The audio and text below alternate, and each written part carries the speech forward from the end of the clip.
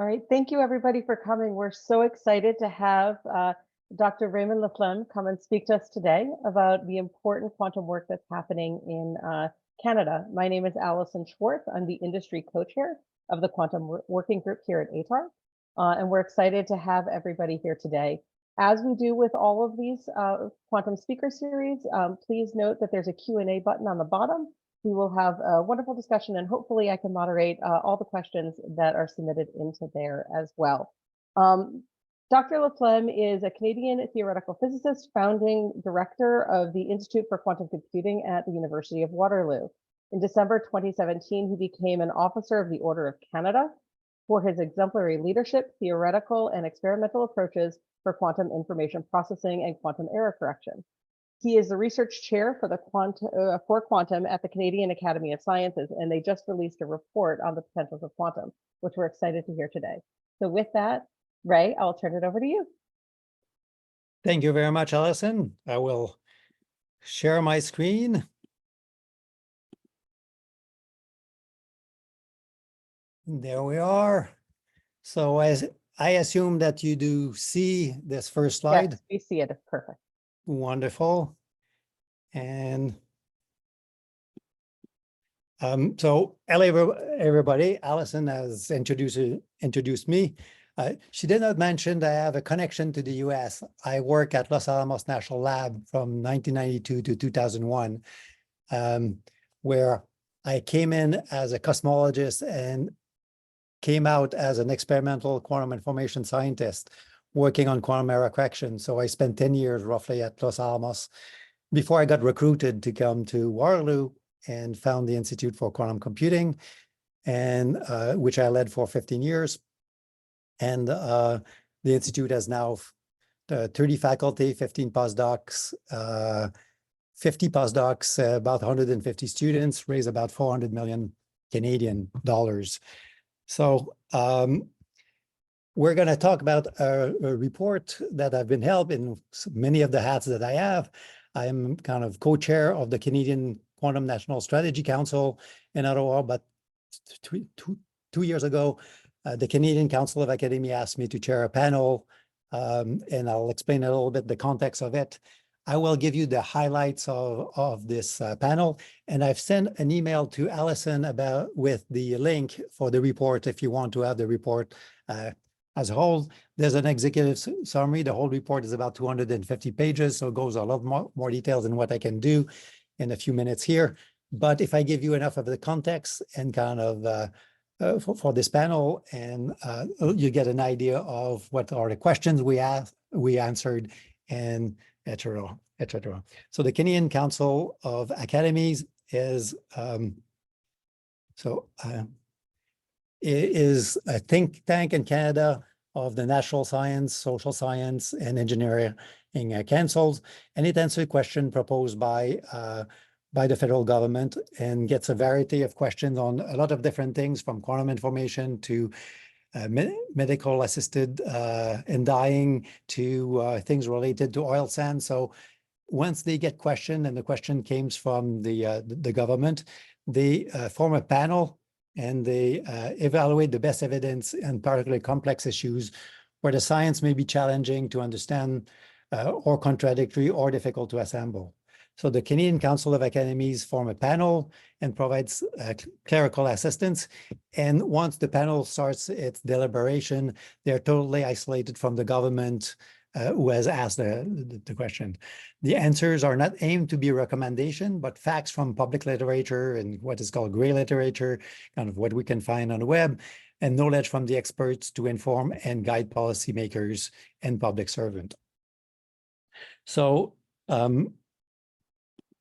the panel that I have been part of includes people from a variety of people, people from industry, government, and academia.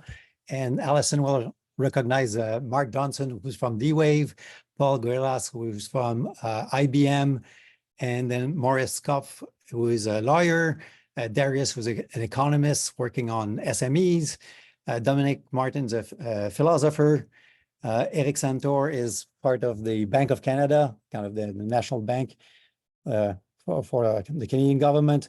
And Jacqueline Bartlett is entrepreneur. Sally Daub is a VC. And then we had 4 scientists working in quantum information: Shoshini Ghosh, Ilham Kashifi, Barry Sanders, and myself. So this was a group that was asked to answer the question. And the question that came from the government was, in light of current trends affecting the evolution of quantum technologies, what are the opportunities and the challenges do present to Canada? So the context of the report is there are many national strategies that have been developed in the last few years, and most of the strategies are putting most of their emphasis on the development of quantum technologies and very little about the adoption of these technologies. So this report was kind of try to start the ball rolling on thinking about adoptions, and I'll mention a few of the challenges in doing that at present. The questions were kind of broken down in 3 sub-questions. The first one was, what does the current evidence and knowledge suggest regarding promising and leading practices that could be applied to drive and accelerate adoptions of quantum technologies in Canada? Number 2 was, what are the enabling conditions to ensure broad access to and market readiness for quantum technologies in Canada? And what are the main socioeconomic, regulatory, and ethical challenges related to the adoption of quantum technologies in Canada? And I should point out that you'll see very much focus in Canada. So that was the question to the panel came in from the Canadian government, and it was focused to help the Canadian government. But I hope there's some lesson or information which is useful for everybody who is around the table today.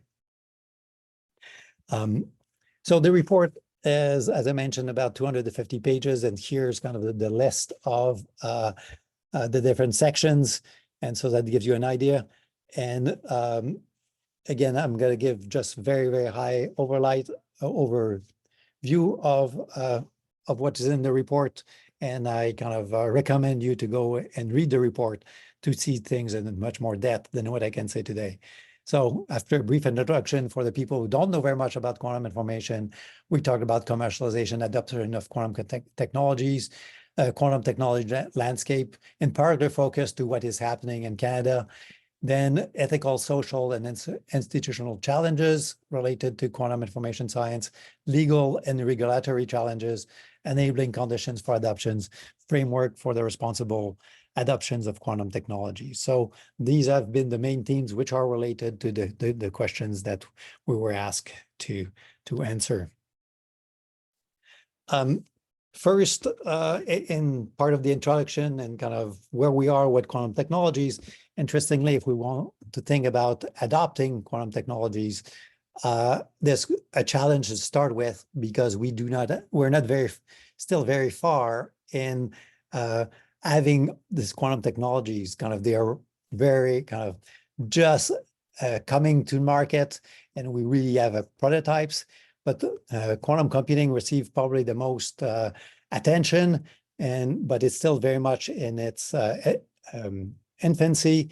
If we look around and we look at kind of what is the big result in the last few years, we have last December, the group of Harvard was able to manipulate 280 qubits, which is quite a kind of pretty much a state of the art in here, and showed elements of fault tolerance, rudimentary process in there, and show that we can control quantum devices or quantum computing to some certain level. IBM has kind of mentioned that it has about 1,000 qubits, and Alison who can mention that for D-Waves, who use not kind of the gate model for quantum computing, but more the adiabatic or kind of version of quantum computing, get to about 1,000 qubits. But it's thought that to answer questions which will be relevant for industry in general will need many 100,000 of qubits, or to be a little bit more specific, tens of thousands of encoded or robust qubits. So the good things about quantum technologies is they promise efficient quantum computation, be able to solve problems which are which are hard to solve with classical computers, problem related to optimization, simulation, and machine learning. And there was one problem which has kind of stick out for the last 25 years is the ability of breaking codes, which are used around the world today for cryptography in the classical world at present. But as I mentioned, one of the main challenges is to make these devices large enough to solve relevant problems. And the main challenge and the focus of many of the companies today is to do error correction and fault tolerance. Quantum sensing is probably the one which will have commercial returns the first, and its goal is to improve measurements and precision capabilities. We do have things in the lab where we do show this, but it's quite a challenge of reducing the cost and the size to be competitive with classical sensors. Many of them are incredibly cheap. And so having a very, very precise device, which is very, very expensive, doesn't always compete on the scales. And then we have at the end a part which is called quantum communication, with the hope to be able to link quantum computers, the equivalent of the internet, but for the quantum world, and also to enhance cybersecurity to a protocol which is called quantum key distribution, or more generally quantum cryptography. On the case of QKD, or quantum key distribution, challenges is the distance and rate limitation of quantum key distribution, lack of standards and for quantum resistant cryptography. And there I should mention one of the challenge for quantum communication related to cybersecurity is the recommendation from the NSA and other intelligence agency around the world that kind of focus more on what is called post-quantum cryptography, or PQC, which is classical cryptography, which would be resilient to quantum computers, which we do not have for systems like RSA that we have today. And so making a case for QKD is a little bit of a challenge at present, but maybe in the future this will happen. We were tasked to kind of look at different sectors that are likely to be benefit. Again, I've put a list of sectors here. I put them all in alphabetical order, which says we're still not sure which one will be affected most. Probably defense and intelligence, because they have more resources and more ability to develop new technology on the short terms. But for a Canadian point of view, agriculture, healthcare, finance, and mining and oil and gas is probably the places where Canadians would have a tendency of focus in the first step. On the way to make kind of look at kind of what we know out of quantum technologies, one area that the panel has looked at is supply chains for quantum technologies. And maybe it was in part because the committee was kind of the post-pandemic era where supply chains for usual technologies have been a challenge, and also geopolitical situation with the war in Ukraine and what's happening in Taiwan. For high technology, this becomes important. And although we've stressed the importance of thinking early on in the development of technology of quantum technologies to think about supply chains, still very hard to have a very definite view of supply chains because of the variety of different quantum technologies. For example, for quantum computing, we have trap ions, we have superconducting qubits, we have neutral atoms, spins in silicons, and many others. All of them will have very different direction for the supply chains and different requirements. So that makes it very hard of having kind of one general view on supply chains, but the importance of thinking about them as the technologies are maturing is critical. And we believe that road mapping may be a help in identifying the risk in this supply chains and think about new source of materials and components. But we also realize that there are many of these technologies have some things in common. For example, dilution refrigerators or fabrication facilities, which are very specialized, that takes many years to kind of put together. So this needs to be kind of put and thought of kind of quite carefully. I'll now move to social and ethical challenges of quantum technologies. So again, we're thinking about once we have these technologies, what kind of challenges happen to society or kind of ethical. And the first one is definitely security related to digital infrastructures. And as many critical infrastructures that we have around today, from kind of power grids to finance to energy exploitation, are related with digital infrastructures. Quantum computers will put the challenge of breaking encryption and have secure transmission of information between different parts of this infrastructure. So this is definitely a risk for quantum technologies or for society due to quantum technologies. And in fact, that particular one should be taken seriously right now. And we've seen efforts both in many countries kind of going in a direction, and that, as I mentioned, related to post-quantum cryptography. Another ethical challenge is the hype. There's many things that we kind of see and hear about quantum computing, and me as a scientist, I kind of scratch my head quite often about hearing people kind of saying what quantum technologies can do, when they will be around. And if any of you have heard the physicist Michio Kaku doing a talk about quantum computing, you'll realize that this doesn't always seems to agree with the laws of physics. So, but this will be a challenge, and particularly on the social side, because this leads to misinformation and undermining public trust and confidence about these technologies. Issue about privacy, enhanced sensing and surveillance capabilities of quantum sensors. We already have this with sensors in general, but this will be even more acute when we have quantum technologies about looking through walls or looking through people's wallet or whatever. Quantum sensors will offer much enhanced sensings, bring some challenge. The last one that we've been involved with is unequal access, exacerbated by the digital divide and the abuse of market power, hurting Canadian SMEs, large multinational kind of taking market power and kind of making it very hard for smaller countries like Canada or other countries in Europe to compete in this area. Institutional challenges. And again, the first one on government is focused on Canada. Very few policy instruments in Canada for the lack of demand side for developing national strategies, and insufficient procurement and opportunities. On the industry side, in Canada, lack of competition in some sectors. For example, telecommunication, we have just a few large companies who does telecommunication for the whole country. Same thing for banking, and quite often that stifles innovation in the development of new technologies.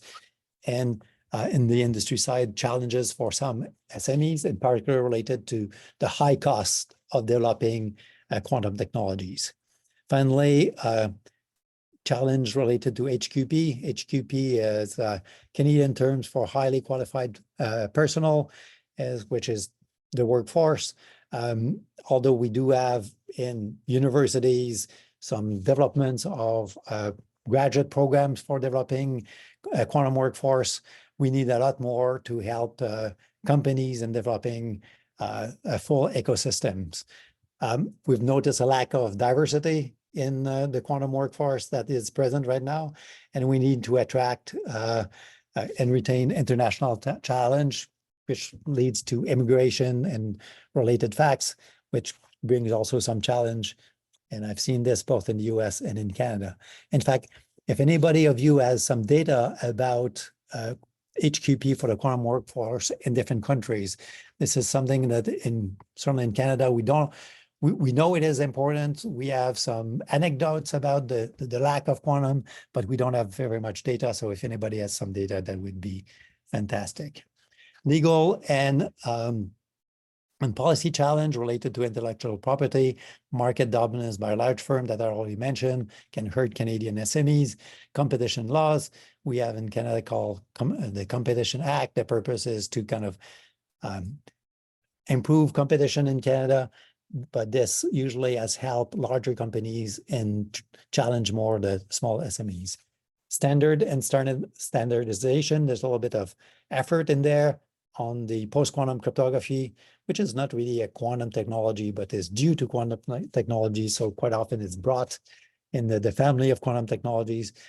We have the development of standards, but for quantum computers or every other types of quantum sensors, very little standard and standardization.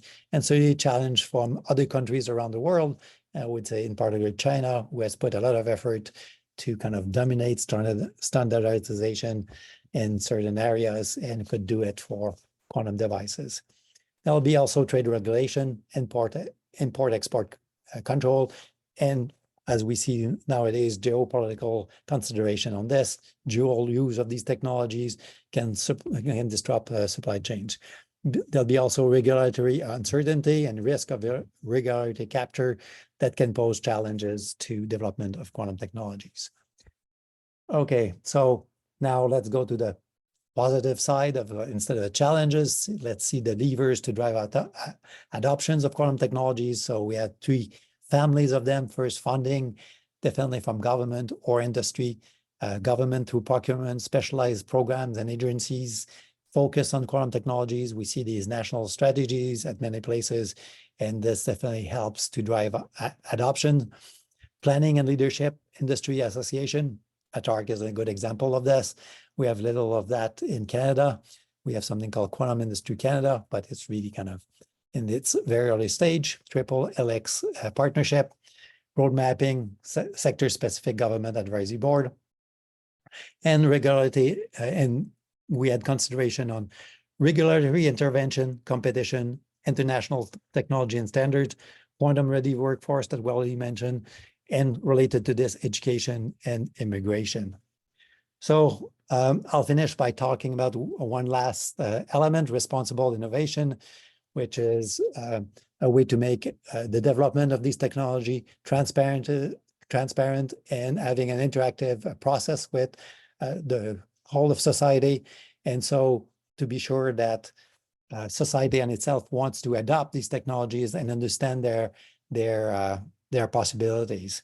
People might remember what happens with GMOs, particularly in Europe, a little bit less in North America, but that certainly kind of challenges the development of these technologies. We see also some of the things with AI today. And so quantum technologies are still kind of early in their development. So learning from AI, early with GMO must be important things so that we don't kind of get the same hurdles at developing these technologies. Finally, foreign jurisdiction with RI approach, Australia, the United Kingdom, European unions have kind of played a role there. And in particular, European unions have put some focus on public engagement, open access, gender equality, ethics, science, education, and governance. And so in the report, we've kind of mentioned some of the tools to go in that direction. So I'm looking at my time. That's probably my 20 minutes. And we so have I'd like some to leave questions.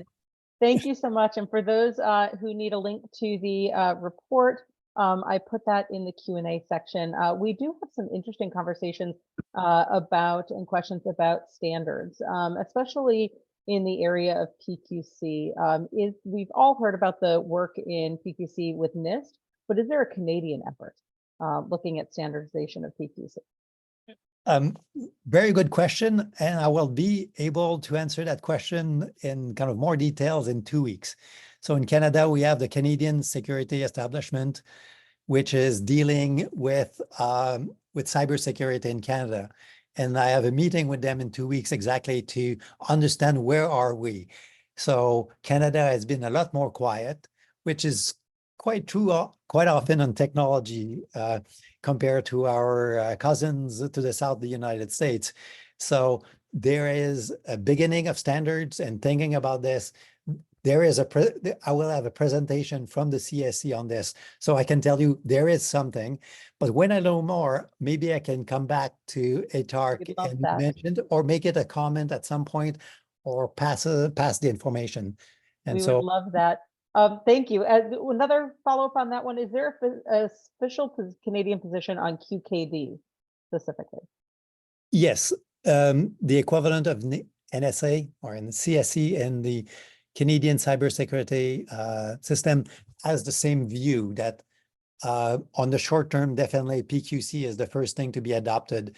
And they feel that QKD is not yet mature enough to make the transition.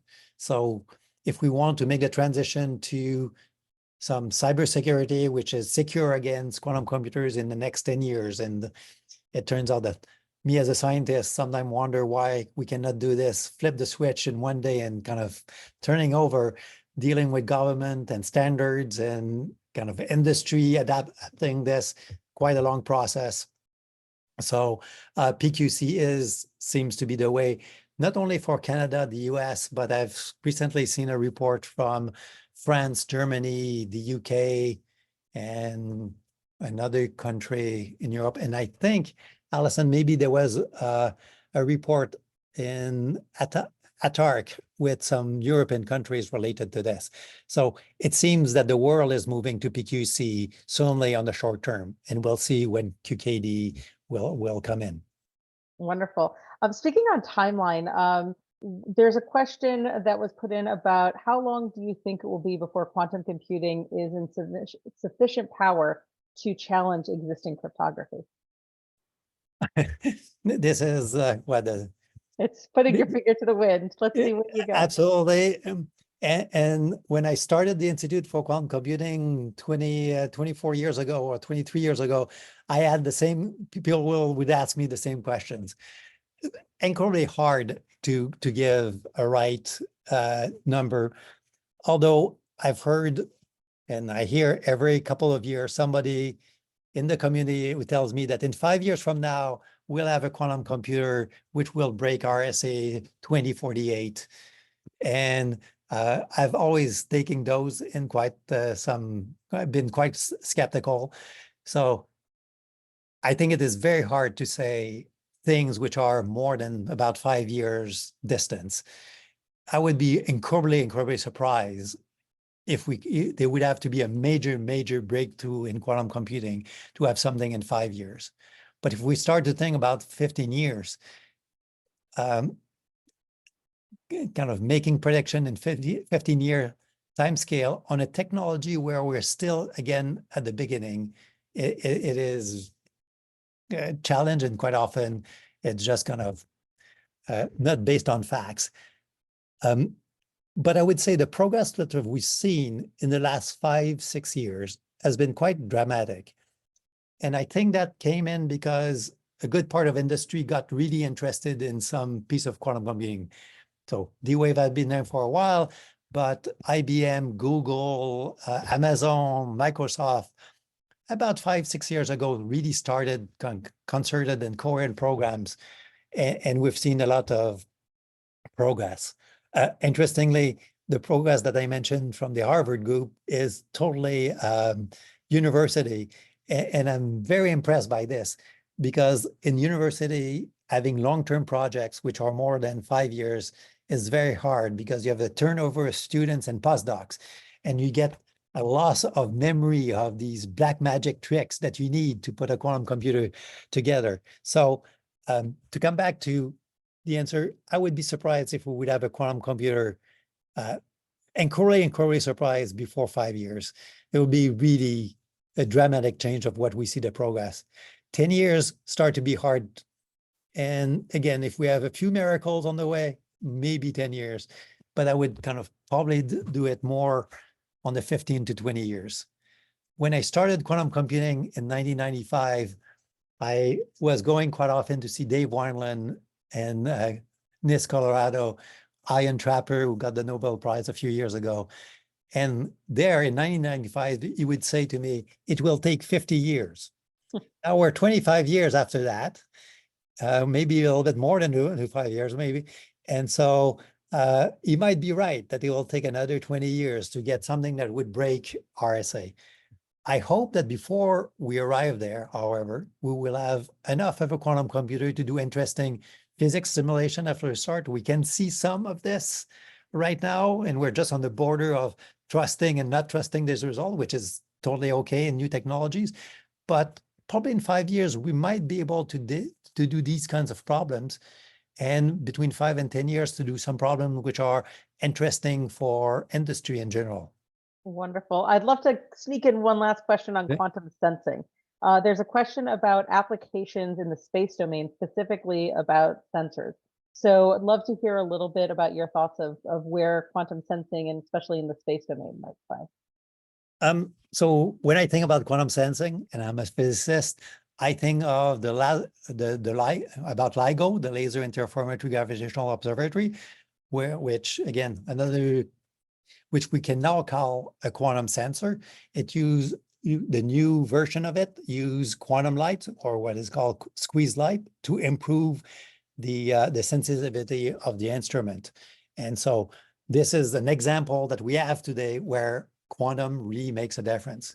Now, not everybody wants to measure gravitational waves, and this interferometer has arms which are, I think, 4 kilometers side, so not very easy to put in the back of your car and do something practical for industry and day-to-day.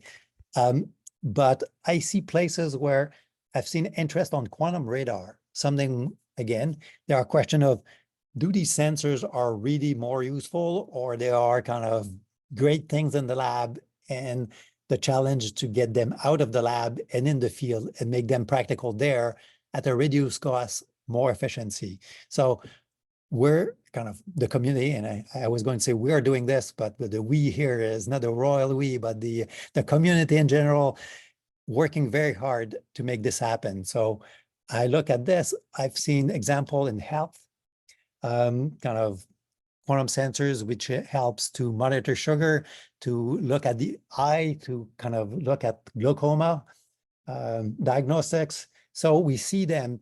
The challenge with quantum sensing is that there are many of them, a lot of different places, and the players of one quantum sensors not necessarily talk to other ones because they have different technology. So it's kind of a lot more diverse and dispersed. So it's a lot harder to kind of look at things. But I believe that quantum sensing is what will bring commercial returns first. And there's many places that quantum sensors can be useful. Well, thank you so much. We're a little bit over time, but merci beaucoup, Raymond. This is fascinating. For those questions we were not able to get answered, we will send them on to Dr. Laflamme, and we will make sure to get these decks and the report to everybody. So thank you all for being a part of this, and thank you again, Dr. Laflamme, for your conversation today. Thank you very much. It was a real pleasure.